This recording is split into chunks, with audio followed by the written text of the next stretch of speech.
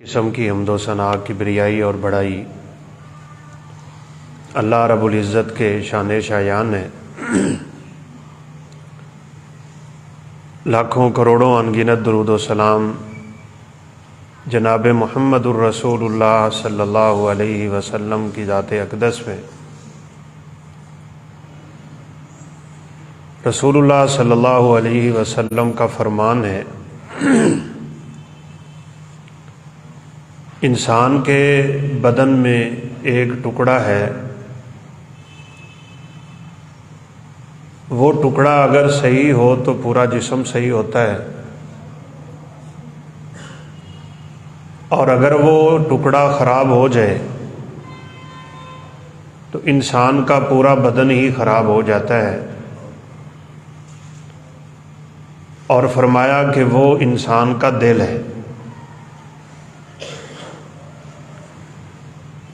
انسانی جسم میں دل کی ایک خاص اہمیت ہے، اور صحیح بات یہ ہے کہ انسان کی سوچیں اور فکریں بھی دل میں پیدا ہوتی ہیں۔ اگرچہ سائنسدان کہتے ہیں کہ فکر دماغ میں پیدا ہوتی ہے، لیکن قرآن مجید کا فیصلہ یہ ہے کہ انسان کی فکر اور سوچ بھی دل میں پیدا ہوتی ہے۔ یعنی عقل کا جو محور ہے وہ دل ہے۔ جس کا دل خراب ہے اس کی عقل خراب ہے، اور جس کا دل درست ہے اس کی سوچ اور فکر کا زاویہ بھی درست رہتا ہے۔ اس لیے ہمیں اپنے بدن کے اس ٹکڑے کی حفاظت کی بہت زیادہ ضرورت ہے۔ لہم قلوب لا یفقہون بہا، قرآن مجید میں ہے کہ ان کافروں کے دل تو ہیں لیکن دلوں میں سمجھ نہیں۔ اور دوسری جگہ پہ کہا لہم قلوب لا یعقلون بہا، ان کے دل تو ہیں لیکن دلوں میں عقل نہیں۔ ہمیں اپنے اس دل کی اور جسم کے اس چھوٹے سے ٹکڑے کی بہت ہی زیادہ حفاظت کی ضرورت ہے۔ اسی سے انسان میں روحانیت آتی ہے، اور اسی سے ہی انسان میں شیطانیت آتی ہے۔ دل جتنا صاف ہوتا ہے، پاک ہوتا ہے، اتنا ہی انسان کے اعضاء پہ اس کا اثر ہوتا ہے۔ اس کے اعمال اس کے دل کے مطابق چلتے ہیں۔ دل جو سوچتا ہے زبان وہ بولتی ہے، دل جو سوچتا ہے انسان کا بدن وہ عمل کرتا ہے۔ اس لیے تقوی کا مقام بھی دل ہے، اور برائیوں کا مقام بھی دل ہے۔ رسول اللہ صلی اللہ علیہ وسلم نے اسی وجہ سے اپنے دل کی طرف 3 دفعہ اشارہ کیا ہے، اور آپ نے فرمایا التقوی ہاہنا، التقوی ہاہنا، التقوی ہاہنا، وَيُشِيرُ إِلَى صَدْرِهِ 3 مرات۔ آپ اشارہ کر کر کے کہہ رہے تھے لوگوں تقوی ادھر ہوتا ہے۔ بعض لوگوں کا ظاہر بڑا متقی سا ہوتا ہے، لیکن وہ باطن کے بڑے گندے ہوتے ہیں۔ اور یہ ہو نہیں سکتا کسی انسان کا دل صاف ہو اور اس کا باطن گندا ہو، یہ نہیں ہو سکتا۔ یہ بات ذرا اچھی طرح نوٹ کر لیں۔ یعنی اتنا تو انسان کر سکتا ہے کہ اپنا ظاہر دوسروں کے سامنے اچھا پیش کر لے اور اندر سے گندا ہو، یہ کر سکتا ہے۔ لیکن یہ نہیں ہوتا کہ انسان کا باطن بالکل پاک صاف ہو اور اس کا ظاہر گندا. یہ بات میں اس لیے کہہ رہا ہوں کہ ہمارے ہاں یہ بات بڑی لوگوں کی زبانوں پہ عام ہے کہ پردہ دل کا ہوتا ہے. جو عورتیں پردہ نہیں کرتی وہ کہتی ہیں جی پردہ دل کا ہوتا ہے. کچھ بیچارے جاہل لوگ کہتے ہیں جی داڑھی دھیلے چندی. نمازیں دل کی ہوتی ہیں. بھائی یہ کیسے ممکن ہے کہ انسان کا دل پاک ہے اور وہ نماز نہیں پڑھتا؟ کیسے ممکن ہے کہ ایک عورت کا دل پاک ہے اور اس کے چہرے پہ پردہ نہیں ہے؟ ازواج مطہرات نبی کائنات علیہ الصلوۃ والسلام کی بیویاں کائنات کی سب سے زیادہ پاک دامن عورتیں ہیں. اور صحابہ کرام رضوان اللہ علیہم اجمعین کہ جن کے اللہ نے دلوں کا امتحان لیا ہے. اچھا ہمارا امتحان اللہ تعالیٰ ظاہری لیتے ہیں. اگر اللہ ہمارے دل کا امتحان لینا تو ہم سب فیل ہو جائیں گے. ہمیں پتہ ہے ہمارے دل میں کیا ہے. ہمارے امتحان اللہ ظاہری لیتا ہے. بس دولت دے دی اب اللہ آزماتا ہے یہ اس دولت کا کیا کرتا ہے. اولاد دے دی اللہ دیکھتا ہے اب یہ اس اولاد کا کیا کرتا ہے. جوانی دے دی اللہ دیکھتے ہیں یہ جوان اپنی جوانی کہاں خرچ کرتا ہے. صحت دے دی اللہ دیکھتا ہے یہ اپنی صحت کے پورے معمولات کو کیسے گزارتا ہے. وقت دے دیا اللہ رب العزت نے اب اللہ دیکھتا ہے کہ یہ میرا بندہ وقت کیسے گزارتا ہے. ہمارے سارے امتحان ظاہری ہیں. اور بڑے ہی افسوس کی بات ہے کہ ہم اپنی ظاہری امتحانوں میں بھی فیل ہیں. ہمیں پورے 5 وقت کی نماز باجماعت صف اول تکبیر تحریمہ میں پڑھنے کا ٹائم نہیں مل رہا. وقت اللہ نے دیا ہوا ہے. یہ زندگی کی فرصت رب تعالیٰ نے دی ہوئی ہے اور ہمیں اس میں بھی وقت نہیں مل رہا. اور اگر اللہ نہ کرے اللہ ہم سے ہمارا امتحان دل کا لے لے. ہم سوچتے کیا پھرتے رہتے ہیں. بلکہ ایک کتاب والا نے بڑی خوبصورت بات لکھی ہے. کہا کہ جو کچھ تمہارے اندر ہوتا ہے نا اگر تمہیں اس کو کھول کے سب کے سامنے دکھا سکتے ہو, اس کو لکھ کے آپ لوگوں کے سامنے رکھ سکتے ہو, یعنی اکیلے میں ہوتے ہوئے جو تم کرتے ہو اگر وہ تمہارا باطن سب کے سامنے کھول دیا جائے اور تمہیں اس میں شرمندگی نہ ہو تو تم اللہ رب العزت کے سامنے بھی کامیاب ہو جاؤ گے. جب مجھے کوئی نہیں دیکھنے والا ہوتا کیا میں اپنی نظر کی حفاظت کرتا ہوں؟ جب میرے ہاتھ میں موبائل ہے, انٹرنیٹ چل رہا ہے, گھر میں ہوں اور میں اپنے بستر میں ہوں, کمرے میں ہوں, اکیلا ہوں, میرے سامنے مختلف طرح کی چیزیں کھلی جا رہی ہیں, کیا وہ میری نظر ایسی نظر ہے کہ جس نظر میں حیا ہو؟ رسول اللہ صلی اللہ علیہ وسلم سفر کی جو دعائیں پڑھا کرتے تھے نا ان میں ایک دعا بہت مشہور ہے, اللہم انا نسألک فی سفرنا ھذا البر والتقوی. یا اللہ ہم اس سفر میں تجھ سے نیکی اور تقوی کا سوال کرتے ہیں. وجہ سفر میں بڑے بڑے پھسل جاتے ہیں. مقامی سطح پہ انسان کو پتہ ہوتا ہے یہ میرے جاننے والے ہیں, میں ان کے سامنے کوئی بھی حرکت کروں گا تو لوگ کہیں گے اچھا تو مولوی ہو کے یہ کر رہے, تو تو داڑھی والا ہو کے یہ کر رہا ہے، تو نمازی ہو کے یہ کر رہے ہیں، حاجی صاحب ہو کے یہ کر رہے ہو.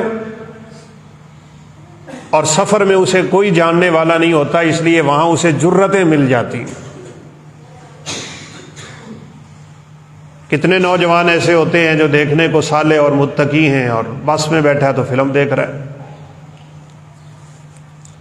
غیر محرم کی طرف اس کی نظر اٹھی ہوئی ہے، غیر محرم سے اس کی باتیں ہو رہی ہیں. ہمارے باطن کا امتحان اللہ نہیں لے رہا، لیتا تو ہم کامیاب نہ ہوتے. لیکن صحابہ کرام رضوان اللہ علیہم اجمعین وہ پاک باز ہستیاں ہیں کہ جن کے دل کا اللہ نے امتحان لیا. اولئک الذین امتحن اللہ قلوبہم للتقوی، امتحان بھی رب تعالیٰ نے خوف خدا اور تقوی اور پرہیزگاری کا لیا، اور اللہ کہتے ہیں کہ وہ سب کے سب کامیاب ہوں. اولئک ھم الفائزون، فائز ہمارے ہاں عربی میں اس آدمی کو کہتے ہیں جس کو خصوصی انعام ملنا ہوتا ہے. تو صحابہ نے تو یہ نہیں کہا کہ داڑھی دل کی ہوتی ہے، ان کے چہروں پہ داڑیاں سجی ہوئی تھی. ہماری ان صحابیات مبشرات اور مومنوں کی ماؤں نے یہ نہیں کہا پردہ دل کا ہوتا ہے، وہ پوری کی پوری اپنے بدن کو لپیٹ کے نکلا کرتی تھی گھر سے.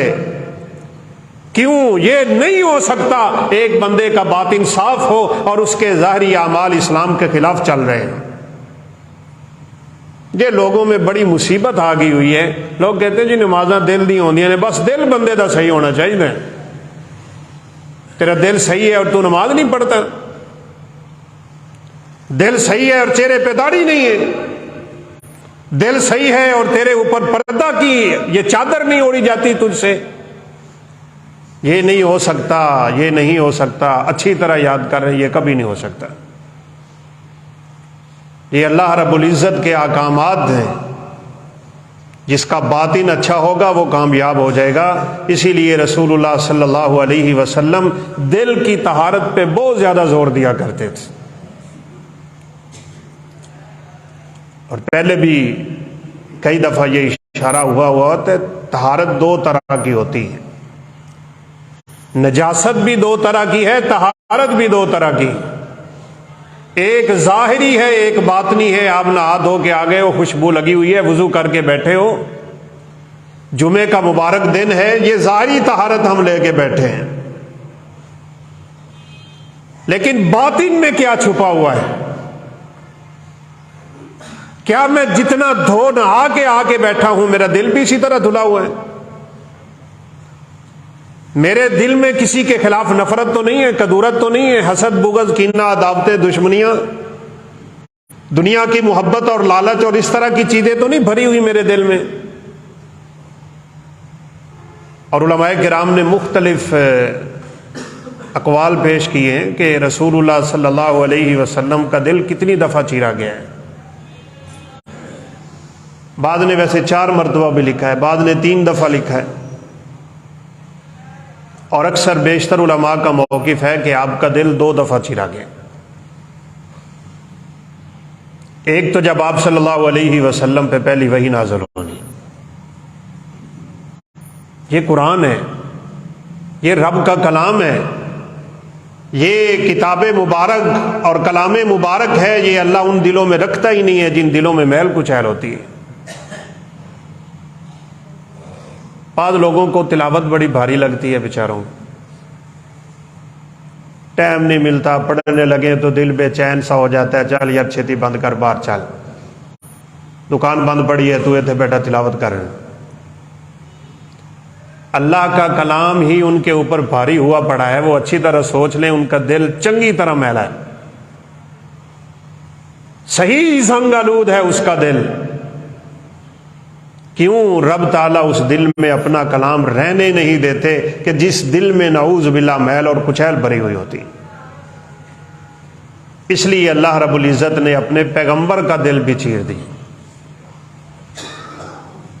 فرشتے آسمان سے پانی لے کے آئے، آسمان سے تھالی لے کے آئے، آسمان سے برتن لے کے آئے، اور آپ صلی اللہ علیہ وسلم کا آپریٹ کر دل نکال کے جنت کی تھالی میں رکھ کے اسے زمزم کے پانی سے دھو کے اس میں ایک چھوٹا سا کالا سا نشان تھا، ایک ٹکڑا سا تھا بالکل معمولی، وہ فرشتوں نے نکال کے باہر پھینک دیا اور آپ صلی اللہ علیہ وسلم سے کہا ھذا حظک من الشیطان۔ دنیا میں جو بندہ بھی پیدا ہوتا ہے شیطان کا اس میں حصہ ہوتا ہے۔ بچہ چیخ لگاتا ہے اور یہ چیخ تب ہوتی ہے جب شیطان اس کو انگلی لگاتا ہے،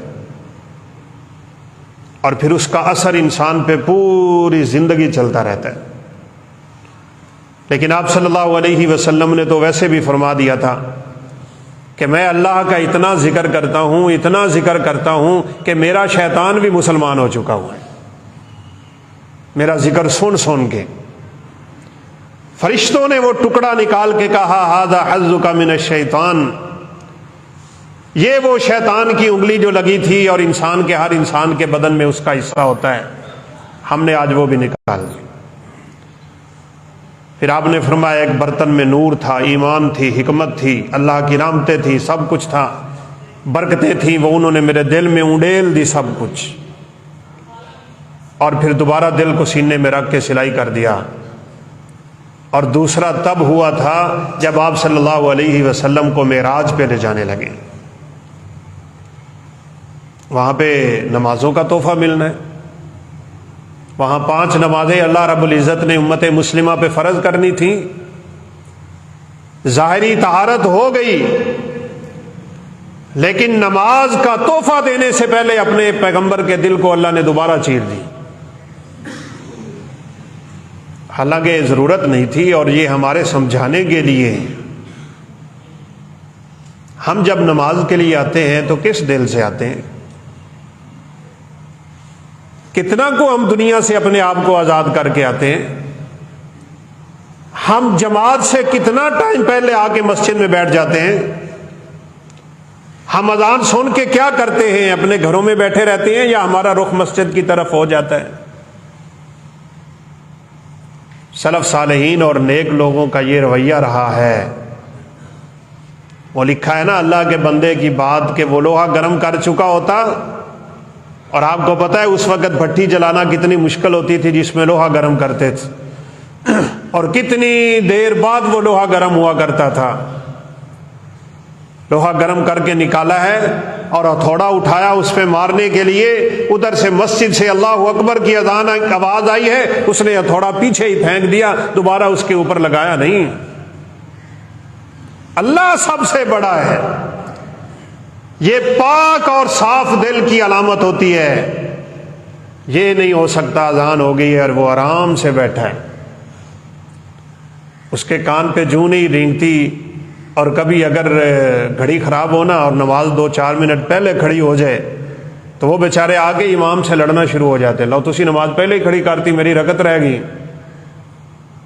یہ آپ کی بھی ایک دفعہ سامنے والی گھڑی خراب تھی اور 5 منٹ پہلے جمعہ کی نماز ہم نے کھڑی کر، وہ ایک بھائی وہاں کر کے کھڑے ہوئے تھے، لو جی تسی 5 منٹ پہلے جمعہ کھڑا کراتا، میری ایک رکعت رہ گئی۔ یعنی دوڑ کے نمازوں میں شامل ہونے والی عادتیں ہی نہیں جا رہی ہماری۔ 7 دن بعد ایک جمعہ ہمیں اللہ عطا کرتا ہے 10 دن کے گناہ معاف کرنے کے لیے، اور ہم ہیں کہ تب آئیں گے جب نماز بالکل کھڑی ہونے والی ہوتی۔ بھائیو اس دل سے ان چیزوں کو نکالنا پڑے گا۔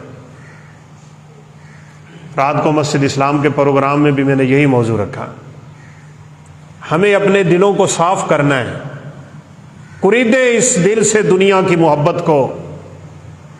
2-3 چیزیں ایسی ہیں جو ہمارے دلوں کو بہت تباہ کر رہی ہیں، ان میں سے ایک چیز ہے زیادہ کھانا پینا۔ رسول اللہ صلی اللہ علیہ وسلم نے فرمایا کافر 7 آنتوں سے کھاتا ہے، والمؤمن یأکل من معین واحد، اور مومن ایک آنت سے کھاتا ہے۔ مومن کے کھانے کا مقصد اپنی کمر کو سیدھا کرنا ہوتا ہے، اور کافر کے کھانے کا اصل مقصد اپنے جسم میں شہوت اور حرارت پیدا کرنا ہوتی ہے۔ اس کا مطمع نظر شہوت رہتی ہے اور مومن کا مطمع نظر رب کی عبادت رہتی ہے۔ اس لیے آپ صلی اللہ علیہ وسلم نے فرمایا ہے نوجوانوں کی جماعت، من استطاع منکم الباءۃ فلیتزوج، جس کو شہوت کا مسئلہ ہے وہ جلدی شادی کروا لیں۔ اور یہ معاشرے کی معاشرتی برائیاں ہمارے سامنے موجود ہیں، ہم بچے بچوں کی شادیاں بڑی لیٹ کرتے ہیں، اور اس کا بھیانک نتیجہ پوری امت کے سامنے، بس جی جہیز نہیں اکٹھا ہو رہا، جی وہ نہیں ہو رہا، یہ نہیں ہو رہا۔ ہم نے ان چیزوں میں اپنے آپ کو تباہ کر رکھا ہے، یقین مانیں۔ اس وقت مہنگائی عروج پہ ہے اور ابھی مزید جائے گی، سیدھی سی بات ہے، لیکن کبھی ہم نے سوچا بھی ہے کہ اس مہنگائی میں میرا بڑا ہاتھ ہے؟ ہمیں جھوٹی شہرت، جھوٹا سٹیٹس، دوسروں کے سامنے بڑا بن کے رہنے کی عادتیں بن گئی ہوئی ہیں۔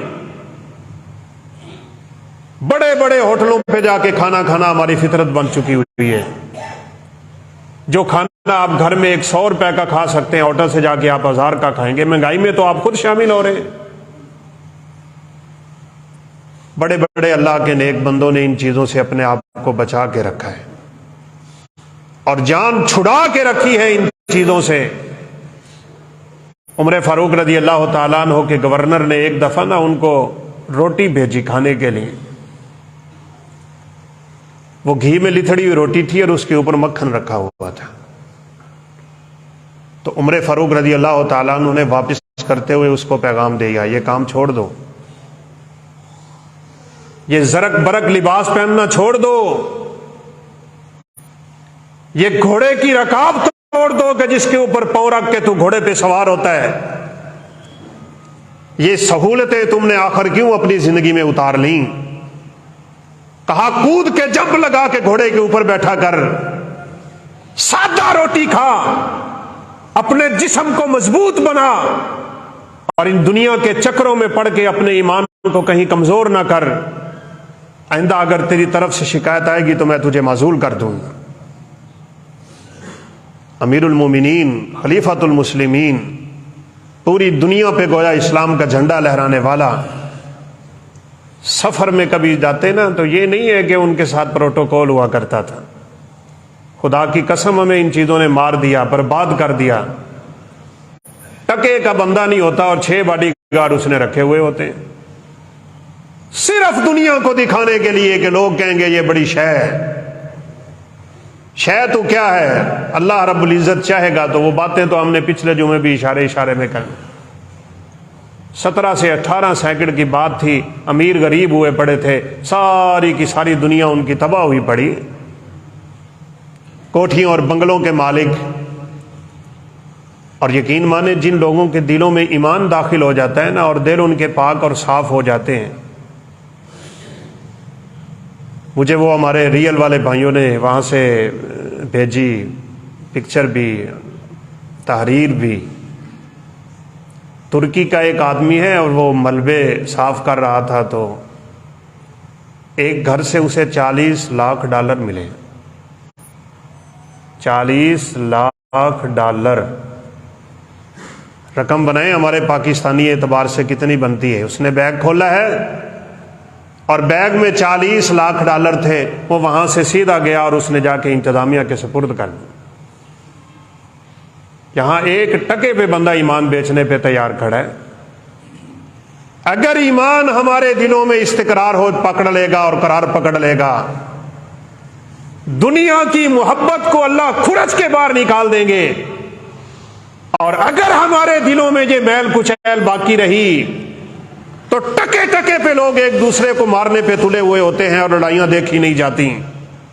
وجہ ہی یہ ہے کہ ہمارا دل صاف نہیں ہو رہا اور ہمارا دل پاک نہیں ہو رہا۔ اس کو پاک اور صاف کرنے کے طریقے حاصل کرو۔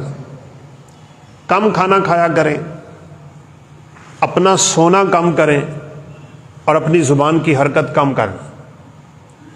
یہ 3 بہت بڑے قیمتی نسخے ہیں جو انسان کے اپنے بدن سے تعلق رکھتے ہیں، اور اس سے بیماریاں بھی کم ہوتی ہیں، یہ یاد رکھیے۔ لوگ سمجھتے ہیں نا میرا بدن بیمار ہے، مجھے بخار ہے، مجھے نزلہ ہے، مجھے فلاں ہے، مجھے فلاں ہے، جسم بڑا درد کرتا ہے۔ ان بیماریوں سے پہلے انسان کی روح بیمار ہوتی ہے، اور جب روح بیمار ہو جاتی ہے تو انسان کا بدن کسی کام کا نہیں رہ جاتا، اور جب انسان کی روح صحت مند ہو نا، اسے ہر ویلے غذا ملتی ہے اللہ رب العزت کے ذکر کی، اسے ہر ویلے غذا ملتی ہے تلاوت قرآن کی، کچھ بھی نہ ہو وہ اللہ رب العزت کی نگرانی میں اپنی صبح و شام گزار رہا ہوتا ہے، اسے پتا ہے میرا ایک رب ہے، اس نے مرنے کے بعد میرا حساب لینا ہے، میں نے اس کے سامنے کھڑے ہونا ہے، وہ اسی کی فکر میں اپنا دن رات بسر کرتا رہتا ہے۔ خدا کی قسم اس کی روح کو اللہ رب العزت اپنی طرف سے غذائیں عطا کیا کرتے ہیں، پھر اللہ بدن کے لیے بھی خود ہی بندوبست کر دیا کرتا ہے۔ وہ خبیب رومی رضی اللہ تعالیٰ عنہ، ان کو قید کرنے والی عورت نے کیا کہا تھا؟ میں نے کائنات میں اس جیسا قیدی نہیں دیکھا۔ قید میں ہیں، کوئی کھانا کھلانے والا نہیں تھا، وہ گھر والے ہی کھانا پہنچاتے تھے، لیکن وہ جب جاتی ہیں تو یہ اللہ کا بندہ ذکر کر رہا ہے، نماز پڑھ رہا ہے، تہجد پڑھ رہا ہے، قیام اللیل میں مشغول ہے۔ اور صحیح بات یہ ہے کہ جن لوگوں کو اللہ رب العزت نے ایمان کی دولت سے مالا مال کر رکھا ہوتا ہے نا، یہ جیلیں، یہ سزائیں، یہ دنیا کے معاملات ان کے سامنے بالکل بے وقت سے ہو جایا کرتے ہیں۔ شیخ الاسلام ابن تیمیہ رحمۃ اللہ علیہ کو جیل میں ڈالا گیا تو انہوں نے کتابیں لکھ دی، اور جیلوں میں انہوں نے رہ کے نہ جانے کتنی دفعہ قرآن پڑھ لی، غالباً آخری جیل میں انہوں نے 40 دفعہ قرآن پڑھا، اور اس آیت پہ تھے کہ اللہ رب العزت اپنے متقی بندوں کے لیے بڑے انعام رکھتا ہے۔ ان المتقین فی جنات و نہر، اللہ کے متقی بندے رب کی جنتوں میں ہوں گے اور اس کی جنتوں کی نہروں میں ہوں گے۔ یہاں پہنچے ہیں تو ان کی روح پرواز کر لیں۔ انہوں نے اپنے شاگردوں کو لکھا تھا کہ یہ جیل تو میرے لیے راحت بن گئی ہے، یہاں مجھے فرصت مل گئی ہے اللہ رب العزت کے دین کی خدمت کرنے کے لیے۔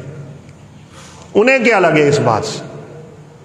تو وہ کہتی ہیں میں نے جا کے دیکھا خبیب انگور کھائی جا رہا ہے، خبیب انگور کھا رہا ہے، حالانکہ مکہ میں ان دنوں میں انگور نام کی کوئی چیز ہی نہیں تھی۔ آسمان سے اللہ رب العزت خبیب کے لیے جیل میں جنت کا کھانا پیش کر رہا ہے۔ وہ رازق ہے، وہ رزاق ہے۔ ہم رزق کی تلاش میں رزاق کو بھول جاتے ہیں، اللہ رب العزت ہمیں بھلا کے در بدر کا پکاری بنا دیتا ہے۔ ہماری حکومتیں بھی مانگتی پھرتی ہیں، ہمارے لوگ بھی مانگتے پھرتے ہیں۔ IMF جو شرطیں لگا رہا ہے، بس ہماری حکومت ہماری عوام کو پسائی جا رہی، مہنگائی مہنگائی مہنگائی ابھی اور جائے گی۔ اور بات سیدھی سی ہے، حدیث آپ نے پہلے بھی سن رکھی ہے، سیدنا انس رضی اللہ تعالیٰ عنہ کہتے ہیں غلط سعر فی المدینہ فی عہد رسول اللہ صلی اللہ علیہ وسلم، ایک وقت ایسا بھی ہم پہ آیا کہ مدینہ میں ہی قیمتیں آسمان کی بلندی کو پہنچ گئیں۔ لوگ دوڑ کے رسول اللہ صلی اللہ علیہ وسلم کی خدمت میں حاضر ہوئے اور کہنے لگے کہ ساعر لنا یا رسول اللہ صلی اللہ علیہ وسلم، اللہ کے پیغمبر آپ بازار کا چکر لگائیں اور چیزوں کا ریٹ مقرر کر دیں، تاجروں نے مہنگائی بہت کر رکھی ہے، آپ ہمارے لیے قیمتیں نرخ نامے لگا دیں جا کے دکانوں پہ، تاکہ لوگوں کو پتہ ہو اس مقدار اور اس معیار میں اتنی چیز ملیں گی۔ آپ صلی اللہ علیہ وسلم نے انکار کر، آپ نے فرمایا ان اللہ هو المساعر یقبض ویبسط، یہ قیمتیں تب چڑھتی ہیں جب اللہ ناراض ہو جاتا ہے، یہ تب گرتی ہیں جب اللہ راضی ہو جاتا ہے۔ قیمتیں رب تعالیٰ کے ہاتھ میں ہوتی ہیں، وہ اٹھانے پہ آئے اٹھا دیتا ہے، جھکانے پہ آئے گرا دیتا ہے۔ میں کون ہوتا ہوں لوگوں کے مالوں پہ جا کے قیمتیں مقرر کرنے والا؟ اپنے رب سے تعلق قائم کرو نا، اس کی ناراضگی دور ہوگی تو وہ دنیا میں اپنا رزق نازل کرے گا نا، اور وہ ناراض رہا تو پھر تو یہی نتیجے۔ ہم اس طرف تو آ نہیں رہے، کوئی حکومت کو گالی دیے جا رہا ہے، کوئی کسی کو ذمہ دار ٹھہرائی جا رہا ہے۔ او بھائی ہمارے اپنے ہاتھ ہیں ان چیزوں میں۔ ہمارے بچوں کی شادیاں جب ہوتی ہیں تو دیکھا نہیں آپ لوگوں نے، اور ہم سب دیکھتے رہتے ہیں اپنے اس معاشرے میں بالخصوص، کیسے ہم دولت بہاتے ہیں اپنے بچے کی شادی پہ؟ یہ آپ کو پتہ ہے پچھلے دنوں ایک بہت بڑے وزیر صاحب کی بیٹی کی شادی تھی تو اس نے سونے کے سکے پھینکے. لوگ اپنے گردے بیچ رہے ہیں غربت کی وجہ سے، لوگ خودکشیاں کر رہے ہیں غربت کی وجہ سے، بچے فروخت کرنے کے اعلان لگے ہوئے ہیں، لوگ چھلانگیں لگا رہے ہیں نہروں میں اور پانیوں میں، اور یہ وزیر صاحب اپنی بیٹی کی شادی کے اوپر سونے کے سکے پھینک رہا ہے. ایک نے شادی کارڈ کے اوپر سونے کی تاریں لگوائی ہوئی تھی.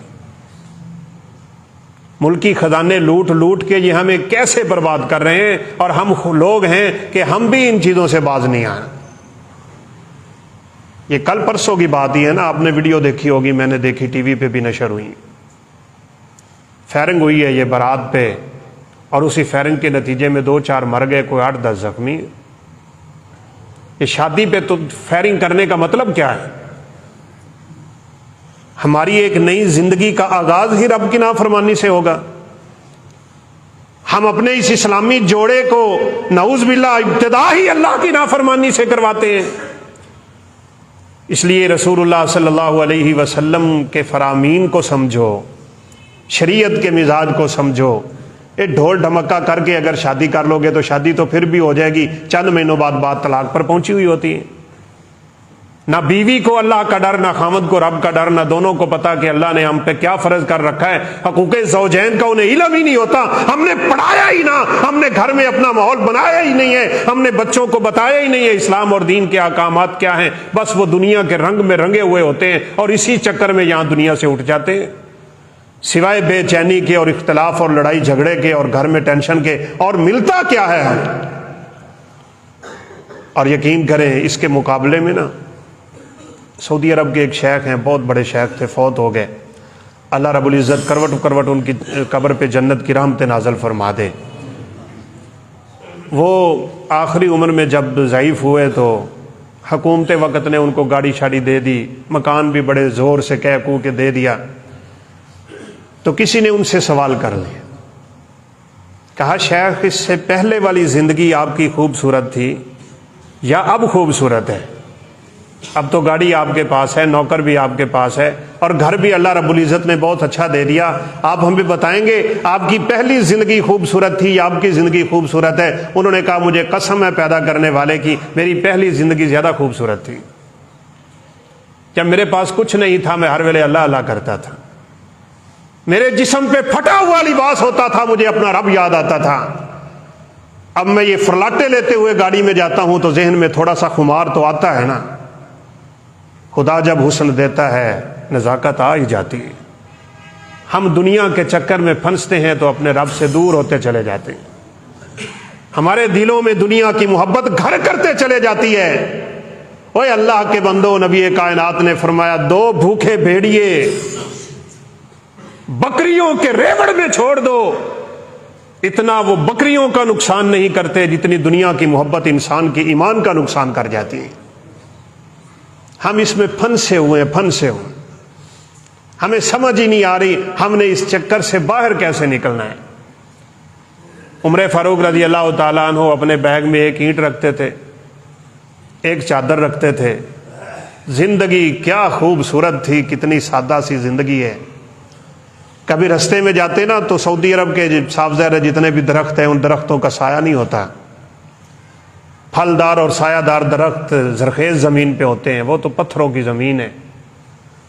اسی کپڑے کو اوپر پھینک دیتے ٹہنیوں پہ، اور جتنا سا اس کپڑے کا سایہ ہوتا تھا نا، عمر فاروق اینٹ رکھ کے اس کو سرانہ بنا کے وہاں آرام کرتے اور وہاں سے چل نکلتے. یہ مسلمانوں کا خلیفہ ہے. وہ آیا نہیں تھا روم سے ملنے کے لیے جن کے بادشاہوں کے سامنے عظمت سے لوگ سجدے کرتے ہوں، جن کے سامنے لوگوں کی لائن لگی ہوتی ہے پروٹوکول کرنے والوں کی. اس کے ذہن میں یہی تھا کہ یہ تو مسلمانوں کا امام ہے اور 22 لاکھ مربع میل سے زیادہ پہ حکومت کرنے والا ہے. یہی سوچتے ہوئے آ رہا تھا کہ نہ جانے عمر فاروق کے محل کی شان کیا ہوگی، اس کے سامنے کھڑے ہونے والوں کی اور اس کی فوج کی اور اس کے پروٹوکول کا دنیا میں شہرت ہوگی، اور کتنے ہی پروٹوکول کا مالک ہوگا. لیکن آگے مدینے میں دیکھا تو کچھ بھی نہیں. تلاش کرتے پھرا تو آخر کسی سے پوچھ ہی لیا، کہا کہ میں نے مسلمانوں کے خلیفہ، پہلے کہنے لگا میں نے عمر سے ملنا ہے، کہا عمر کون؟ کہا مسلمانوں کا خلیفہ۔ انہوں نے کہا وہ سامنے درخت کے نیچے جو تکیے کو سرانہ، وہ اینٹ کا سرانہ بنا کے لیٹا ہوا ہے نا، وہ امیر المومنین، اس کے پاؤں تلے زمین نکل گئی تھی۔ اللہ رب العزت سے جن لوگوں کے تعلق مضبوط ہوتے ہیں نا اور دنیا سے تعلق توڑے ہوئے ہوتے ہیں، ان کا رعب بھی اللہ لوگوں کے دلوں میں بٹھاتا ہے۔ رسول اللہ صلی اللہ علیہ وسلم چاہتے تو آپ کے لیے دنیا کیا سے کیا نہیں بن سکتی تھی۔ میرا پیغمبر تو چاہتا ہے تو میں احد پہاڑ تیرے لیے سونے کا بنا دیتا ہوں، 12 کلومیٹر لمبائی ہے، چوڑائی، اور اس کا وزن کون کر سکتا ہے؟ اے پیغمبر اگر تو چاہتا ہے میں پورے کا پورا پہاڑ تجھے سونے کا بنا کے دے دیتا ہوں۔ آپ نے فرمایا مالی ولی دنیا، میرا رب مجھے دنیا سے کیا غرض ہے، مجھے کیا لگے دنیا سے، یہ تو 4 دن کا تماشا ہے۔ اللہ کی قسم آج آنکھ بند ہوگی ہماری دنیا ختم۔ ہم کس چکر میں پڑے رہتے ہیں؟ ایک مکان بنا کے دوسرے پہ لگ جاتے ہیں، ایک پلاٹ لیا ہے دوسرے پہ لگ گیا ہے، ایک چیز ملی اب دوسری کی تمنا پہ لگ گیا۔ اسی لیے تو آپ صلی اللہ علیہ وسلم نے فرمایا تھا آدم کے بیٹے کے پیٹ کی آگ سوائے قبر کے کوئی چیز نہیں بجھا سکتی، اس کو ایک وادی بھی سونے کی مل جائے گی یہ دوسری کی تلاش میں نکل پڑے گا، اور دوسری مل جائے گی تو تیسری کی تلاش میں نکل پڑے گا۔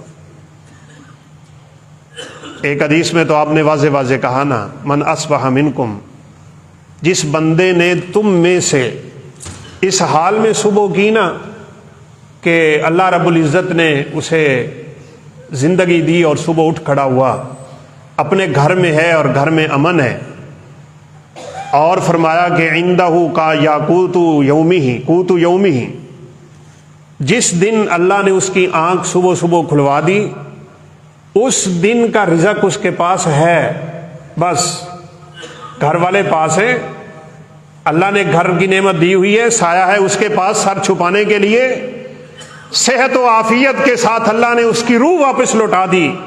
فرمایا کأنما حیزت لہ الدنیا، گویا کہ پوری دنیا سمیٹ کے اللہ نے اس کے قدموں میں رکھی ہوئی، بس یہ دنیا ہے۔ ہم سالوں سال کے اکٹھے کرنے پہ لگے ہوئے ہیں اور ہمیں پتہ نہیں کل کو میرے ساتھ کیا ہونے والا ہے۔ اور بھائیوں کوئی تو ہماری زندگی کی ایسی شام ہوگی نا کہ جس میں ہم نہیں اٹھیں گے اگلے دن، کوئی سورج تو ہماری زندگی کا طلوع ہوگا کہ اس کی غروب نہیں ہوگی۔ ہم اس دنیا سے اٹھ چکے ہوں گے، لیکن سوچے ذرا اس وقت اس حال میں، جس حال میں میں جی رہا ہوں اور جس حال میں میں زندگی گزار رہا ہوں، اگر مجھے موت آتی ہے تو میں مطمئن ہوں؟ جس حال میں میرا آج گزر رہا ہے، یہ وقت گزر رہا ہے، کیا میں مطمئن ہوں کہ اس حال میں مجھے موت آ جائے؟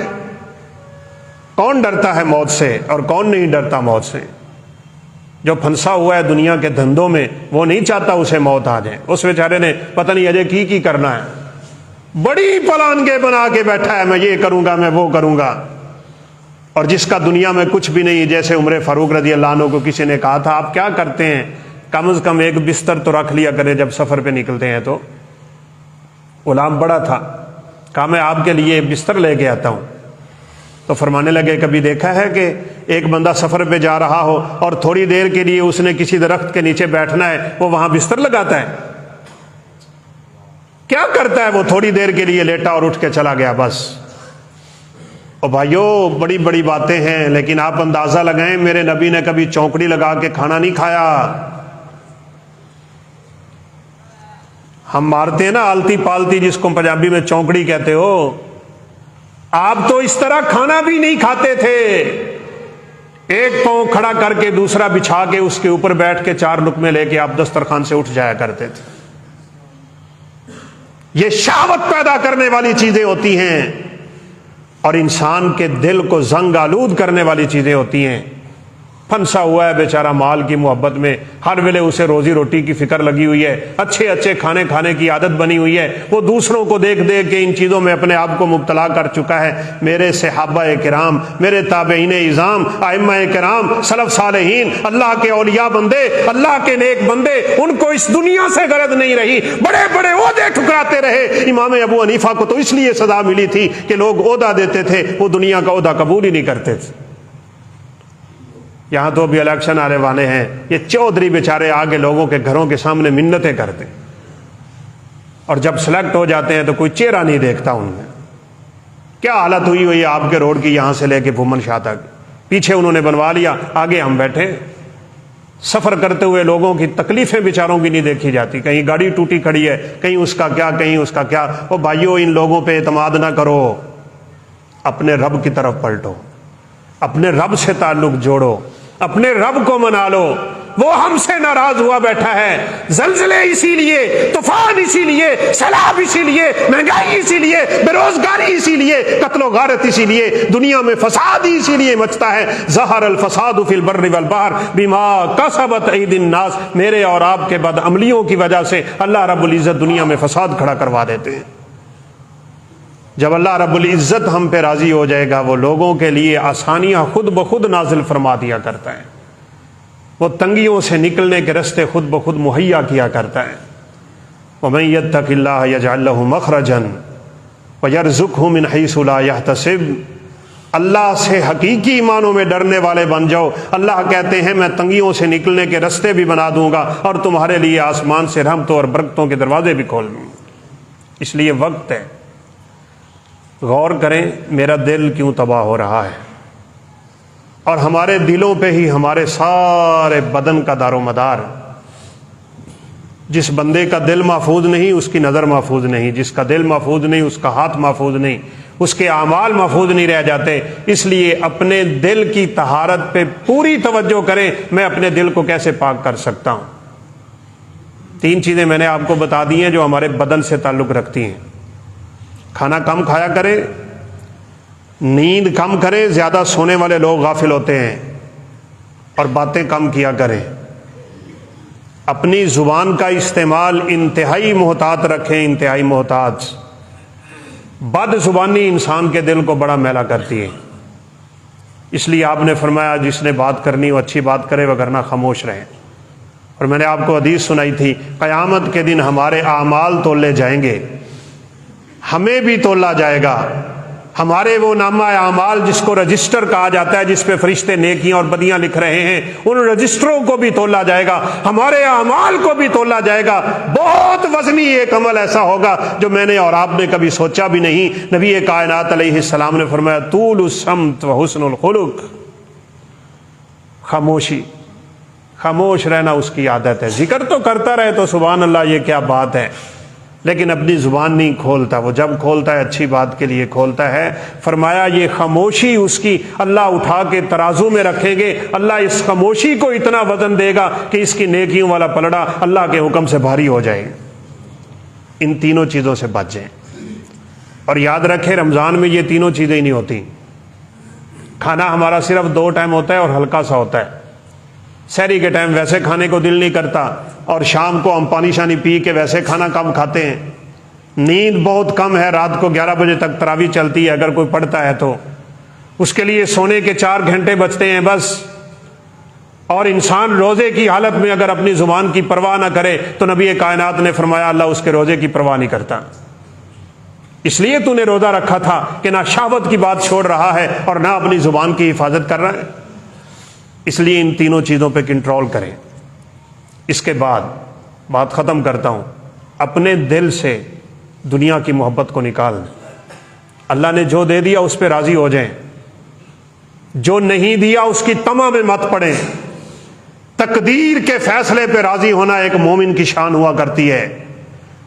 6 بڑے بڑے رکن ہیں تقدیر کے، ان میں چھٹا یہ ہے آمنت بالقدر خیرہ و شرہ، جو میرے مقدر میں رب نے لکھا تھا وہ مل کے رہے گا۔ اس لیے کسی شاعر نے کہا تھا نصیبک یصیبک ولو تحت الحجرین، ما لا یصیبک ما لا نصیبک لا یصیبک ولو تحت الشفتین۔ ایک چھوٹی سی ویڈیو بڑی خوبصورت کسی نے بھیجی تھی۔ بچہ کوئی چیز کھا رہا ہے اور پرندہ آ کے اس کے ہونٹوں سے وہ چیز لے رہا ہے، اس کے بچے ہوئے بسکٹ کے ٹکڑے پرندہ اس کے پاس بیٹھ کے اس کے ہونٹوں سے لے رہا ہے، چونچ مار رہا ہے۔ اور بچہ محبت سے اس پرندے سے کھیل رہا ہے، اس وقت یہ شعر خوب یاد آیا تھا، نصیبک یصیبک ولو تحت الحجرین ما لا نصیبک لا یصیبک ولو تحت الشفتین، تیرے مقدر میں لکھا ہوا تجھے مل کے رہے گا، چاہے وہ سمندر کے پانیوں میں کیوں نہ پڑا ہو، وہ پتھروں کے نیچے کیوں نہ پڑا ہو، اور جو تیرے نصیب میں نہیں ہے وہ تیرے ہونٹوں کے پاس سے بھی گر جائے گا، وہ اللہ تیرے مقدر میں نہیں کریں گے، وہ جس کے مقدر میں ہے اللہ اسے عطا کر دے گا۔ اس لیے جو اللہ نے دے دیا راضی ہو جائیں۔ اللہ کی رضا پہ اور تقدیر پہ راضی ہونا مومن کی شان، اور اس کا خوبصورت زاویہ میرے نبی نے یہ بتلایا تھا کہ دنیا کے معاملے میں اپنے سے اوپر والے کو نہ دیکھا کرو، ہمیشہ دنیا کے معاملے میں اپنے سے نیچے کو دیکھو۔ میرے پاس تو کھانے کو ہے، کسی کے پاس کچھ بھی نہیں ہے، میرے پاس تو موٹر سائیکل ہے، کسی کے پاس سائیکل بھی نہیں ہے، مجھے تو اللہ نے مکان دیا، لوگ خیموں میں زندگیاں گزار رہے ہیں، مجھے اللہ نے اولاد دی، کسی کو کچھ بھی نہیں دیا، مجھے دولت دی، کسی کے پاس کچھ بھی نہیں ہے، مجھے صحت دی، مجھے سب کچھ دیا۔ دنیا کے معاملے میں نیچے والے کو دیکھا کرو اور آخرت کے معاملے میں اوپر والے کو دیکھا کرو۔ میں نماز نہیں پڑھ پاتا، فلاں آدمی تو تہجد پڑھتا ہے، مجھ سے ایک پاؤ پارا نہیں پڑھا جاتا، فلاں تو 2 پارے پڑھتا ہے، میں تو کبھی صدقہ نہیں کرتا، وہ تو لاکھوں کرتا ہے۔ اور بڑی الحمدللہ مجھے آتے ہوئے ساتھیوں نے خوشخبری سنائی کہ ترکیہ کے زلزلے اور شام اور ترکیہ کا جو زلزلہ ہے اس حوالے سے الحمدللہ انہوں نے کوشش کی، تو ہمارے ایک بھائی نے $4000 الحمدللہ ترکی کے بھائیوں کے لیے جمع کروا دیے حویلی لکھا میں۔ 8 لاکھ روپیہ بنتا ہے، 8.5 لاکھ۔ ہم نام نہیں لیں گے، اللہ رب العزت ریاکاری سے ہم سب کو بچا کے رکھیں۔ تو انشاءاللہ آج ہم اس کی ترغیب بھی دیں گے اور آپ بھائیوں سے التماس بھی کریں، اپنے ان بھائیوں کی طرف توجہ کریں۔ اور یہاں میں آپ کو یہ بات بھی کر دوں، بات ختم کرتا ہوں، سوشل میڈیا کا استعمال کم کر لیں۔ اگر آپ چاہتے ہیں نا آپ کا دل میلا نہ ہو، سوشل میڈیا کا استعمال کم کر لیں۔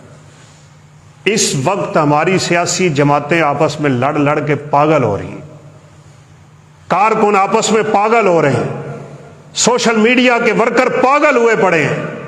یہ کتنے دنوں سے ویڈیو چل رہی تھی کہ ترکی کے صدر نے منع کر دیا شہباز شریف کو کہ ہمارے ملک میں نہ آنا، سب بکواس، یہ مخالف لوگوں کی چلائی ہوئی تھی۔ اب وزیر اعظم تو وہاں پہنچا ہوا ہے، ریلیف فنڈ قائم ہے، تعاون کریں، مت سمجھیں کہ یہ ہماری جماعت نہیں ہے، فلانا فلاں نہیں ہے، ہم نے اللہ کی رضا کے لیے کرنا ہوتا ہے، بس جو کچھ کریں اللہ کو راضی کرنے کے لیے کریں، چاہے تھوڑا کریں۔ میری اللہ رب العزت سے دعا ہے اللہ ہمارے دلوں کو ایمان کے نور سے بھر دے، اسلام کی دولت سے مالا مال فرما دے، دنیا کی محبت کو اللہ ہمارے دلوں سے نکال دے، اور نفرتیں اور قدورتیں اور بغض اور کینہ عداوت جو دلوں میں آ جاتا ہے اللہ اسے قرید کے ہمیں نکالنے کی توفیق دے دے، اور ہر قسم کے فتنے سے محفوظ رکھے، دل پاک صاف رکھنے کی ہمیں توفیق دے، اور اللہ ہمیں جنت الفردوس کا وارث بنا دے۔ وآخر دعوانا ان الحمد للہ رب العالمین۔